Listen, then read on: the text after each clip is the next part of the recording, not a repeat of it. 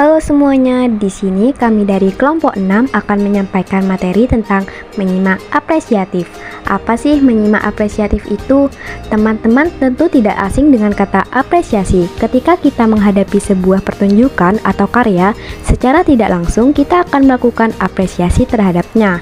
Nah, definisi menyimak apresiatif adalah kegiatan menyimak yang digunakan untuk menikmati, memahami, dan menghayati suatu penuturan lisan.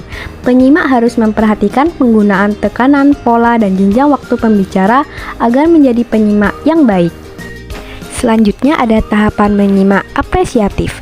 Yang pertama ada mendengarkan, penyimak menangkap bunyi bahasa. Yang kedua, mengidentifikasi, penyimak memilah dan mengenali bunyi bahasa yang disampaikan oleh penutur.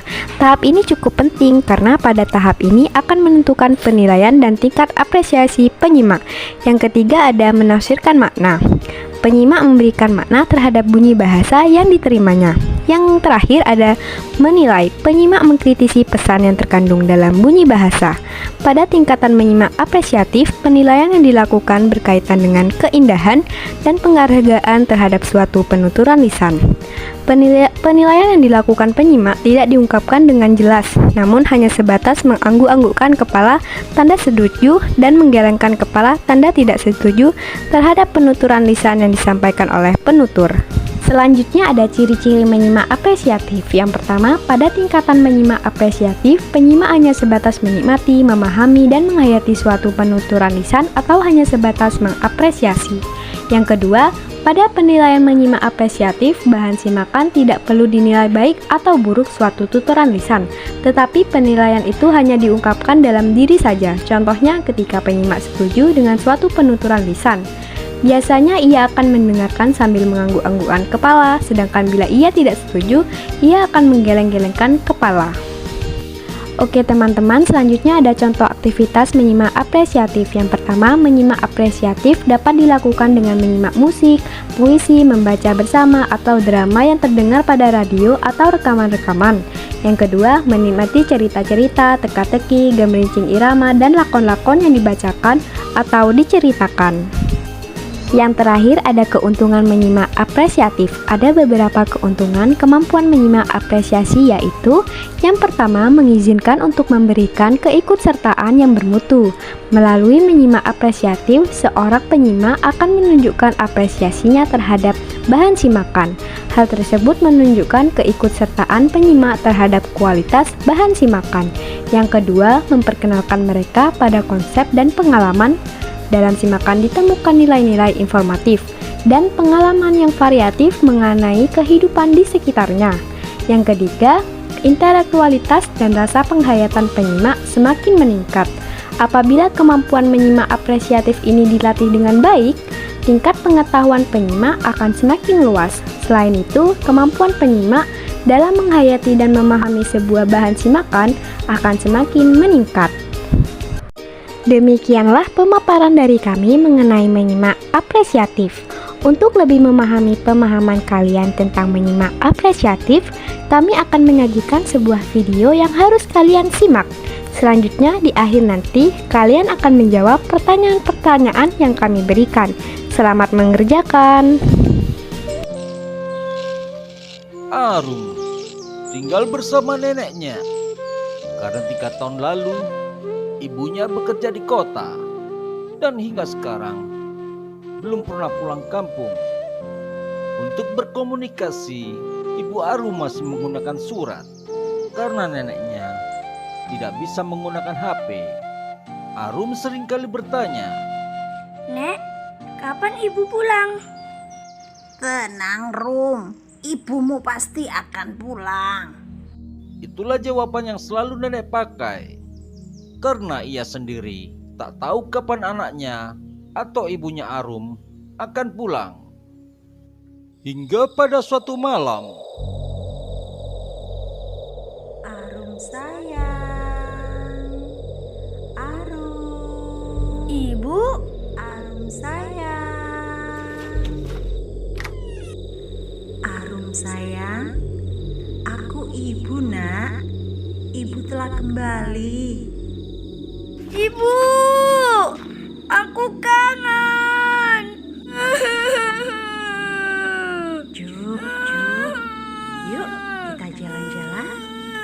Asik, ayo Bu. Dor, dengar-dengar kasakusuk.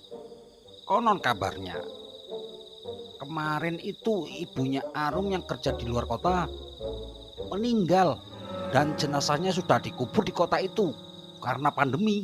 Oh, masa Bor? Tahu dari mana kau? Jangan hoaks loh. Loh, aku kan kerja di kelurahan. Nih seragamku saja belum ganti. Aku gak percaya Bor kalau ibunya Arum meninggal. Ah, masa aku bohong, Dor. Lah itu lihat. Itu kan ibunya Arum. Loh, iya Daripada nanti jadi hoaks. Ayo, kita tanya langsung. Ya, ayo. Selamat malam, Bu. Ibu masih hidup? Gimana sih kamu nanyanya, Dor? Begini, Bu. Apa ibu belum mati? Ih, kamu ini nggak sopan. Malam Kang Mandor dan Kang Kibor. Saya belum mati kok. Maaf loh Bu, ibunya Arum. Maksud kami, kok malam-malam masih di luar? Apa nggak dingin? Apalagi Arum cuma pakai singlet begitu. Iya ibunya Arum. Nanti si kecil masuk angin loh. Iya Kang, kalau gitu saya pamit pulang ya. Loh kan, apa aku bilang? Dia itu sudah mati, makanya jadi setan.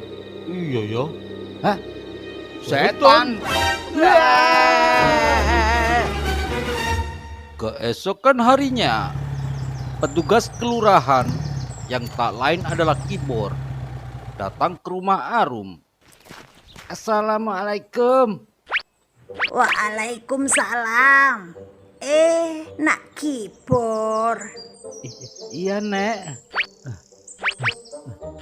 Nyari apa, Nak? Nggak apa-apa, Nek. Nek, ini ada surat. Sudah ya, Nek. Assalamualaikum. Kok buru-buru sih? Ya, waalaikumsalam. Nenek kemudian membaca surat itu, yang tak lain adalah surat kematian Ibu Arum.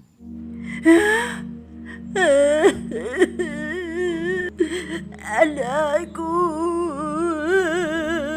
Nek, kok nenek nangis? Enggak apa-apa, Rum. Nenek kelilipan kok. Kamu tumben bangunnya telat. Biasanya kan subuh sudah bangun. Iya, Nek. Semalam Arum diajak ibu jalan-jalan, jadinya masih ngantuk. Seketika, nenek gemetaran. Ia semakin tidak tega untuk menyampaikan isi surat itu ke Arum. Kamu mungkin mimpi, Rum. Wong ibumu kan masih di kota. Enggak, Nek. Oh, ya wes. Nenek mau masak dulu ya.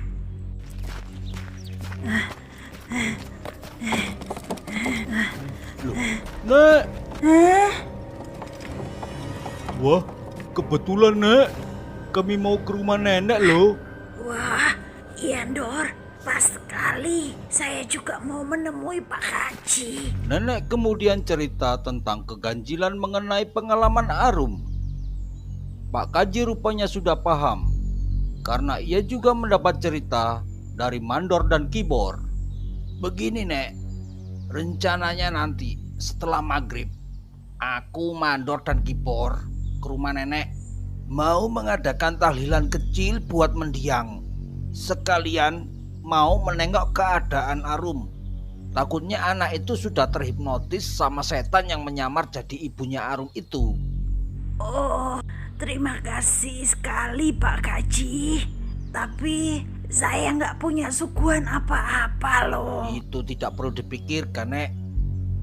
Setelah maghrib, Pak Kaji, Mandor, dan Kibor datang ke rumah nenek. Assalamualaikum.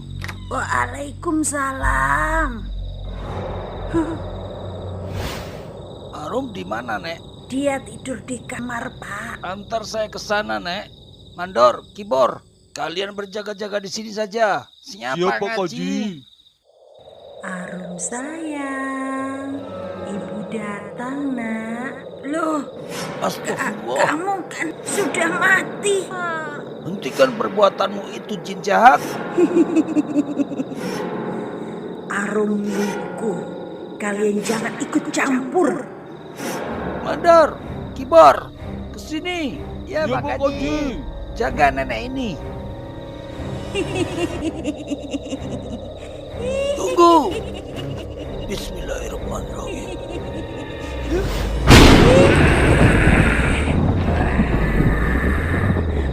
Aku bilang jangan ikut campur. Akan aku habisi anak ini jika kau tidak mau melepaskanku.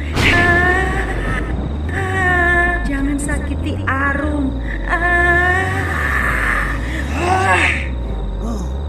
Aku tahu kamu masih di dalam situ, ibunya Arum. Lawanlah setan itu. Tolong aku, Pak Haji. Aku telah menyesal melakukan perjanjian dengan setan. Ibu Arum meninggal dalam keadaan sangat kangen dengan Arum. Sehingga setannya mengetahui itu, membujuknya dengan menawarkan bantuan supaya ia bisa bertemu lagi dengan Arum. Dan imbalannya adalah arwah ibu Arum akan ikut dengan setan itu. Ibu Arum, kau harus ikhlas. Relakan semuanya. Iya, aku ikhlas.